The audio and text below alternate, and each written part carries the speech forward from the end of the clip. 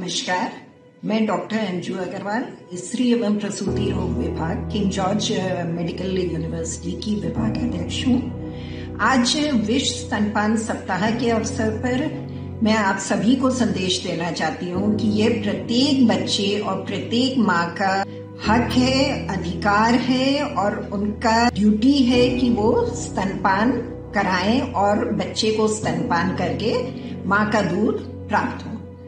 इसीलिए इस बार का हमारा स्लोगन है कि स्तनपान में निवेश करें और अपने भविष्य में निवेश करें। स्तनपान बहुत ही आवश्यक प्रक्रिया है क्योंकि इसीलिए हम लोग महिलाओं को गर्भावस्था के दौरान से ही इसके लिए प्रेरित करना शुरू करते हैं, क्योंकि हम चाहते हैं प्रसव के उपरांत 1 घंटे के अंदर ही महिला स्तनपान कराना शुरू करे।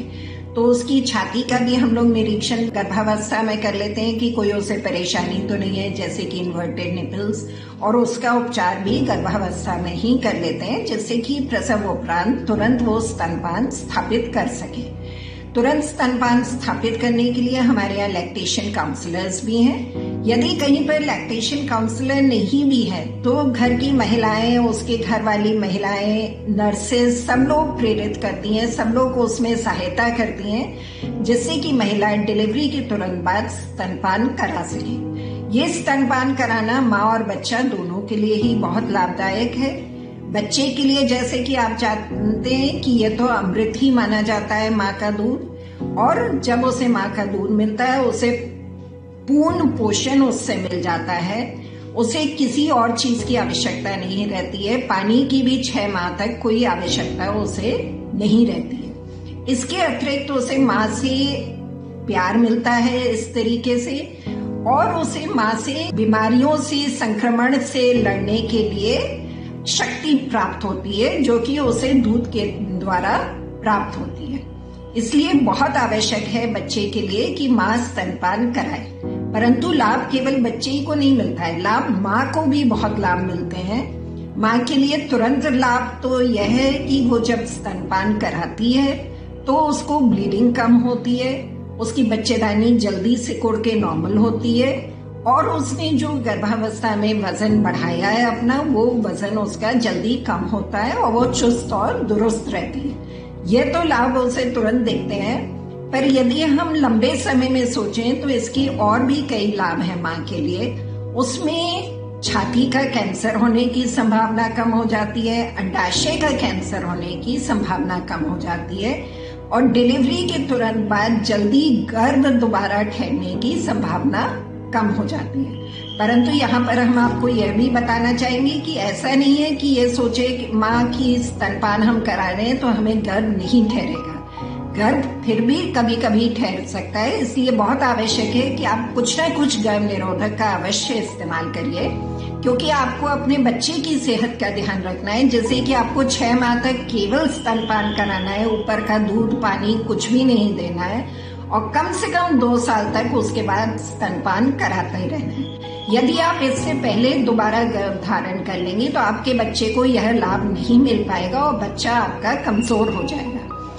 ये याद रखिए, जिन बच्चों को माँ से स्तनपान मिलता है उन बच्चों का दिमाग भी ज्यादा तेज होता है, वो स्कूल में ज्यादा अच्छा करते हैं, और आगे चल के उन्हें बीमारियां जैसे कि डायबिटीज, जो कि आजकल बहुत ही प्रचलित हो रही है, ये बीमारियां होने की संभावना कम हो जाती है। तो यदि आप अपने बच्चे की और अपनी सेहत का ध्यान रखना चाहते हैं तो स्तनपान कराने का प्रण अवश्य लें, और इसके लिए हर महिला को यह सोचना है कि उसके बच्चे का अधिकार है। इसके अतिरिक्त हम आपको यह भी बताना चाहेंगे कि कभी कभी महिलाओं को लगता है कि वो कामकाजी महिलाएं हैं और वो काम पे चली जाती हैं तो वो स्तनपान नहीं करा पाएंगी, लेकिन ऐसा बिल्कुल भी नहीं है। आजकल हर क्षेत्र में यह व्यवस्था की जाती है। जैसे हमारे अस्पताल में भी बेबी फीडिंग पॉड है कि यदि महिला हमारे ओपीडी में दिखाने आ रही है तो अपने बच्चे को ला सकती है, वहां पे उसे स्तनपान करा सकती है, उसकी देखभाल कर सकती है। और इसी तरह सारे ऑफिसेज और सारी कार्यस्थल पर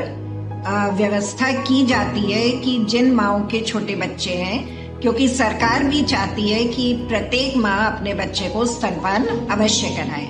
फिर भी कभी मजबूरी है कि आप नहीं अपने बच्चे को वहां ला सकते हैं, तो फिर आप यह भी कर सकते हैं कि सुबह अपना दूध निकाल के घर पर रखाएं और घर में जो भी बच्चे का ध्यान रख रहा है वो उसे साफ तरीके से हमेशा हाथ धो के साबुन पानी से और साफ कटोरी में रखें और वो उसे कटोरी चम्मच से दूध पिला सकता है। याद रखिए, दूध को कभी भी बोतल से नहीं पिलाना है, साफ कटोरी चम्मच से ही दूध को पिलाना है। 4 घंटे के अंदर वो ऐसे ही पिला सकता है। यदि इससे ज्यादा समय के लिए रखना है तो फिर वो फ्रिज में रख सकता है और 24 घंटे तक उस दूध का प्रयोग किया जा सकता है। तो चाहे आप कामकाजी हैं, चाहे आप घर में रहती हैं, चाहे आपको छुट्टी मिल गई है स्तनपान के समय, क्योंकि 6 माह की तो मैटरनिटी लीव देती ही है सरकार, तो स्तनपान अवश्य कराएं, क्योंकि यह इसी पर आप और आपके बच्चे का भविष्य निर्भर है। और इसीलिए यह स्लोगन है कि आज का स्तनपान कल का भविष्य का निवेश। एक और बात जो हम आपसे शेयर करना चाहेंगे, कई बार हमारे यहाँ माताएं, महिलाएं ये कहती हैं कि उनका दूध पर्याप्त नहीं हो रहा है या वो दूध उनका बच्चा पीता नहीं है, तो बच्चा भूखा रह जाता है।